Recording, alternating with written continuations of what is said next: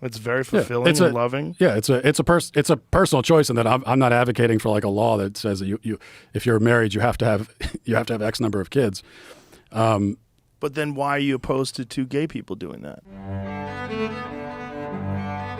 So I want us to watch this interesting conversation between Joe Rogan and Matt Walsh on marriage equality for all. I think of marriage is a certain thing, which is the context for procreation, for the building of the nuclear family. What about people that get married that don't have kids? Are you opposed to that? What if they get married, they decide, you know what, we don't need kids. I'm going to get fixed. You get your tubes tied. Let's travel the world. Well, what do you mean? Am I opposed to it? I mean, I think that that every married couple should be open to life. Conservatives, right, especially in America, they always like to use this particular line that marriage is a union between one man and one woman for the creation of another being. That the purpose of people being in a marriage, or not the purpose, but one of the purpose of people being in a marriage is for procreation, which is good. It's good for people to have children. It's good for people to create the next generation. But I do not believe that marriage, or the most important thing in marriage, is procreation. That's not the most important thing. People can procreate even without being married. Single people have children all the time, and it doesn't really affect the society, right? So I think that um, conservatives like Mark Walsh and Ben Shapiro and Candy Owens and most of them, even Stephen Crowder, they all believe that marriage should be solely for the purpose of having a family or creating a family. And to them, a family must be made up of a man, a woman, and children, which I totally disagree about that. A family can still be made up of two people. A man and a woman can still make up a family. A sister and a brother can still be a family. Not romantically, but they can still be a family. Okay. And even in Africa, we have families with one man and many wives, like the traditional rulers in Africa. I don't know, most of you guys, if you know about African culture, you will know that some traditional rulers can get married to multiple wives. And even in the Middle East, it's very common, right? In areas like Saudi Arabia, Qatar, Bahrain, all those countries, right? They get married to three wives, and it's allowed by their Holy Quran and by their law. But let's continue. But what if they But don't want to? Are you opposed to them being married? If marriage is only for procreation and to bond a family together, what about people that are deeply in love that never want to have children? I don't think it's not only procreation, but that is one of the fundamental definitional aspects of it. Of course, there's more to marriage just than that. And what about people that are infertile? They fall in love and they realize that they can have babies and they don't really necessarily want And to they, adopt. and Is that well, okay for them to be married? When he was being called out on this same particular line. Because remember, if you've watched um, many of his videos, I mean, Matt Walsh, right? Or Ben Shapiro, or Stephen Crowder, all those conservatives, right? They will always play this particular line. Marriage should be one man, one woman for the purpose of a creation of the third person. They have never said that it's not the only purpose why people should get married. They have just played this particular line and then just stay there, right? But whenever they are being called out or challenged on this particular line, they will now see them start saying that it's not just the only purpose, but it's one of the most important purpose. Like right now, you can see the way Matt tried to change his position into saying that it's not the only purpose, it's just one of the main purpose, because Joe Rogan actually called him out. Like, we might have people who are deeply in love, but they don't want to have children. Yeah, we have many couples like that, right? Many couples. And we might have single parent also, or people who were in love and create another being, then later on got divorced. So how do we say about that, or what can we say about that? So, but let's continue. Because then by definition, marriage falls into a completely different thing, because then it's a bond of love. It's a union of love. Sure.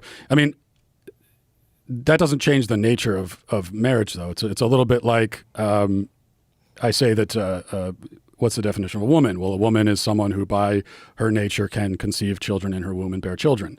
And then the response is always, well, what about women who are infertile? Does that destroy your definition of woman? And it doesn't, because it's still a woman's nature to bear children. Not every woman will, and there will be disease and infertility and old age and all these things that will preclude that. But it's still of her nature to do so. And I would say the same thing for marriage. I mean, it is natural in a marriage for procreation to occur. It's not always going to happen in reality, though. But that's still one of the natural functions of marriage. And married couples who can't conceive children, there are other ways to be parents, like adoption, for example. If they want to. Right. Sure. But if people want to be married and don't want to ever have children, are you opposed to them being married? Well, I wouldn't advocate a law that would prevent it. But would it change the definition of what their marriage is to you, because they don't want to have a family? They just want to have a loving bond? I think this would be a couple that is rejecting one of the fundamental aspects of marriage, and that they should be open to life. I would hope that in the future they would be, but isn't that just a personal choice? I mean, you can have a very fulfilling life if you just follow your pursuits and your dreams and your interests, and you find someone that shares those interests with you and you share time together. I don't think that anyone should assume that everyone or anyone would want something that they think it's important for them, right? For example, I cannot just assume that what I think is important or is priority number one will be as important to other people. Some people might not find it important. Okay. Some people might just feel that maybe we don't want this one. And I do not get the whole point where people always believe that family must be made up of a child. Okay. That's not what I believe. I believe family can be a bond between two or more people, of course. But that two or more people doesn't necessarily include a child. You can have two people who love each other and decided to be a family. So this whole notion of trying to define what a family is or isn't is just BS, because you can never ever have a clear definition of what a family is. A family would depend on the individuals, what they believe is a family. So if two people wants to get married and be just like that, I think that is still a family. It doesn't diminish the value of a family if they do not have a third person, that is a child. But let's continue. It's very fulfilling and loving. Yeah, it's a personal choice, and that I'm not advocating for like a law that says that you if you're married you have to have X number of kids. But then why are you opposed to two gay people doing that? Yeah, this is a real point I was waiting for. Same-sex marriage. So let's hear what Matt is going to say. Well, because again, it's not about choice. It's about what this institution, marriage is an institution, and what is it, and what purpose does it serve? And I do not agree with tearing down or changing this definition, especially because the people who have changed the definition haven't come up with a new one. So they say, well, that's not what marriage is. So for thousands of years, we said marriage is the procreative union. And then we had the other side that came along and said, well, it's not that. Okay, well then, like, what is it exactly? And I know you said, well, it's people who love each other. Two people love each other. Well, but then why two people? Why do they have to love each other? All these kinds of questions. You get into what if they're in the same family? What if brothers and sisters want to marry? And I know every time that comes up, the advocates for gay marriage will say, well, that's a slippery slope argument. That's a fallacious. But it's actually not. It's like we're trying to get to what do you even think this institution is now, since you've rejected out what we were saying it was. And I've never found a compelling definition. I guess Matt Walsh has never found a compelling argument because he is not willing to find one. Whenever you go into any argument with your mind already made up, there is nothing the other person is going to say that will convince you or that will change your mind. If your point of view has already been set, right, there is nothing anyone can do to change that. The only way you go into an argument and actually get something or change your point of view is when you go with an open mindset. And Matt Walsh is not willing to even listen anything about that. Coming back to the whole marriage union or whatever they call it, right? Marriage in America as of now, in some places, not all, is between one man and one woman, okay, for the purpose of creating a family. But he said thousands of years, this hasn't been the principle or the norm for thousands of years. If I remember correctly, people many, many years ago still had one man and many wives. Okay, people had like this, they had one man and many wives. So marriage has been changing from time to time until right now we are in this current situation where it is one man and one woman. But it hasn't always been like that. And I know he is talking about the US and many European countries. But if he had done some research to learn about other places, he might have realized that, like I said before, in Africa, people still have the chance or the choice to get married to many wives.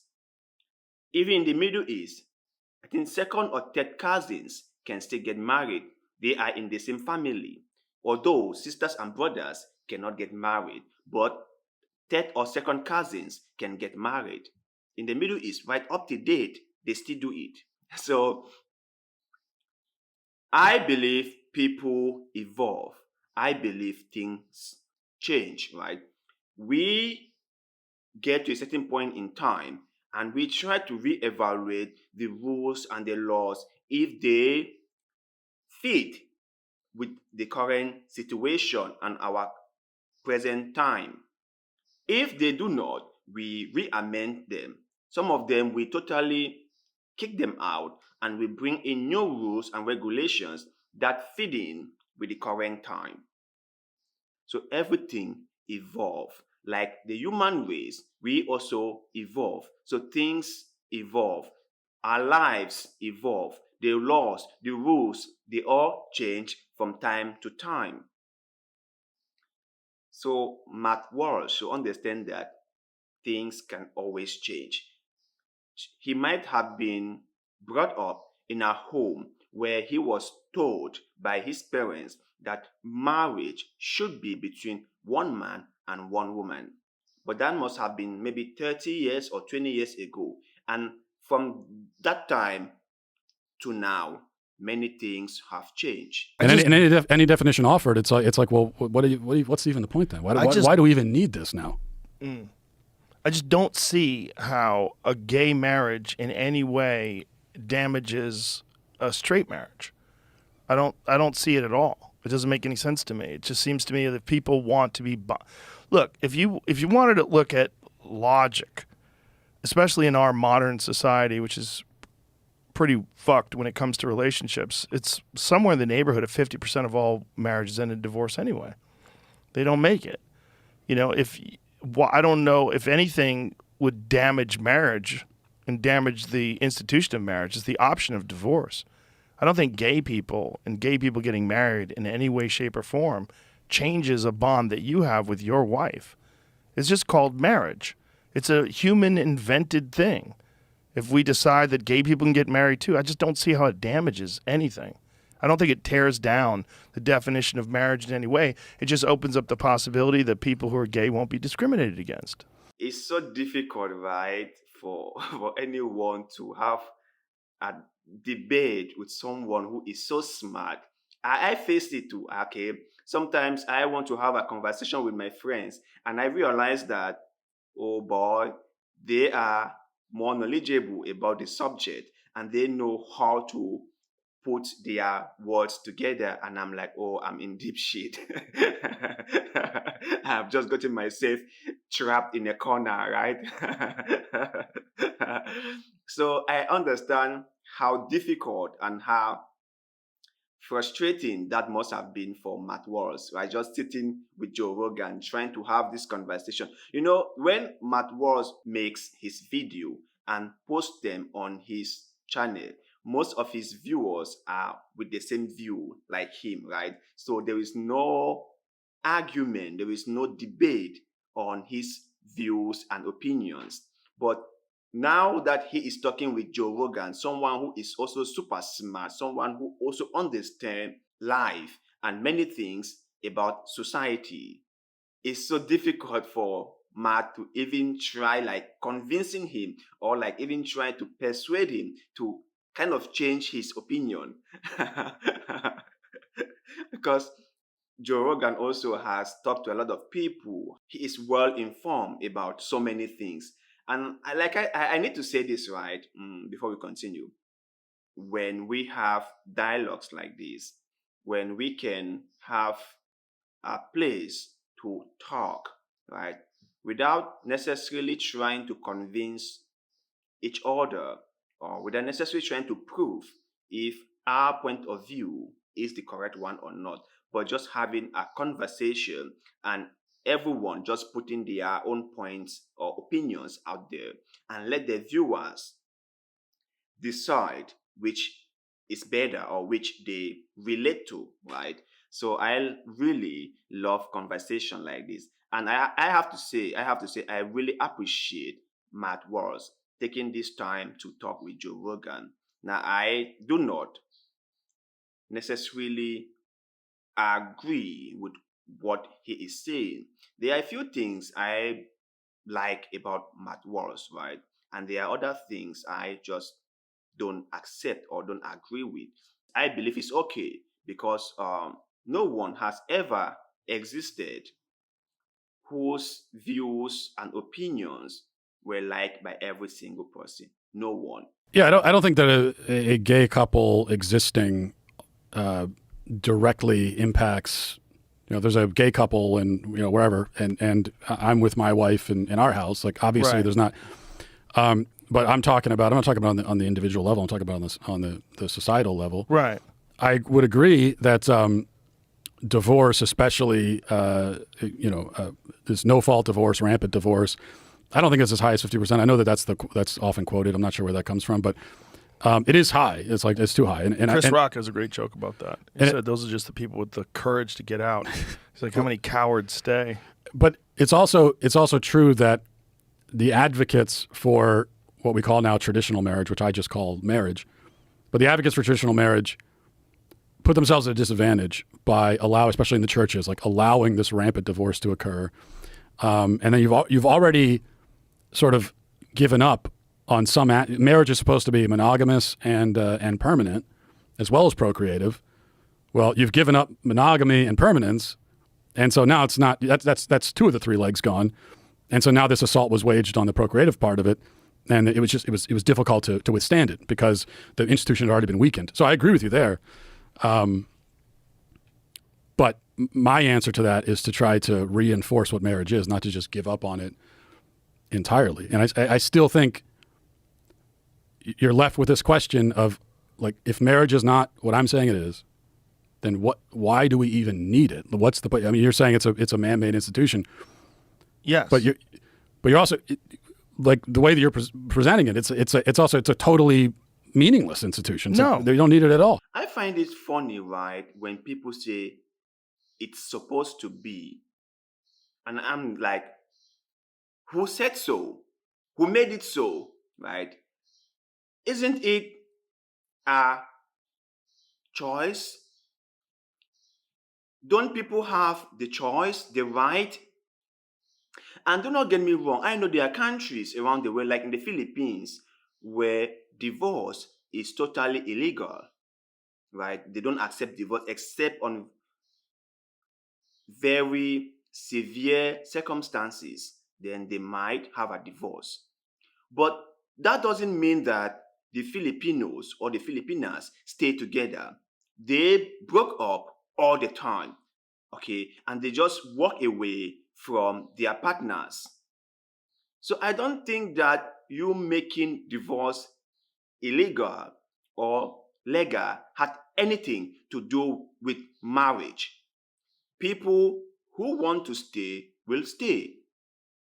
People who do not want to stay eventually will leave.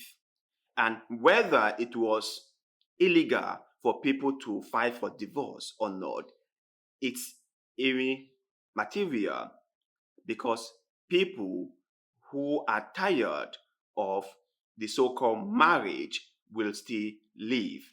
So I don't think that having this option for divorce made things worse, okay? Because they came into this union voluntarily. They have the choice to break it up if they want. And like Joe Rogan said, letting same people get married is not gonna do anything with straight people.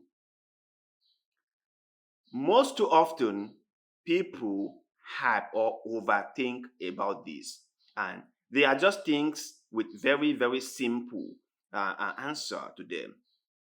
For example, many years, let's say like 20 years ago in America, same people getting married was such a hot potato. It was a very big deal. People said no, they don't want it. It's going to devalue marriage. It's going to devalue the sanctity of marriage. After so much time was spent debating, arguing, and counter arguing, a few states in America went ahead to pass a law that allowed same sex people to get married. And after that happened, what changed? Nothing. Straight people could still get married, and they could still get divorced. Same as same sex people, they got married and they got divorced. Okay, so nothing really changed.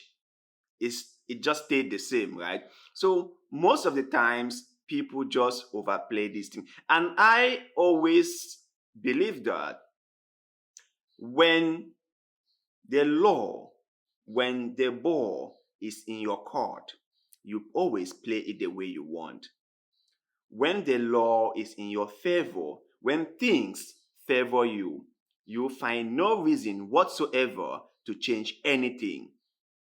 But when things are against you, when things are not in your favor, then you find all the reasons why they should be changed or amended. Human beings are always like this. We are also self-centered and greedy, and deep down care only about ourselves. But you guys out there, what do you think about this conversation or debate between Joe Rogan and Matt Walsh? Let us know in the comment section below, because like always, we love hearing what you have to say. And please do not forget to like this video, share this video, follow our Facebook page, and most importantly, subscribe to this YouTube channel, because little deeds of goodwill, like the one you are doing just now, help us a lot. Helps us a lot. And we shall forever be grateful to you. So thank you very much for doing just that. And like always, see you in the next one.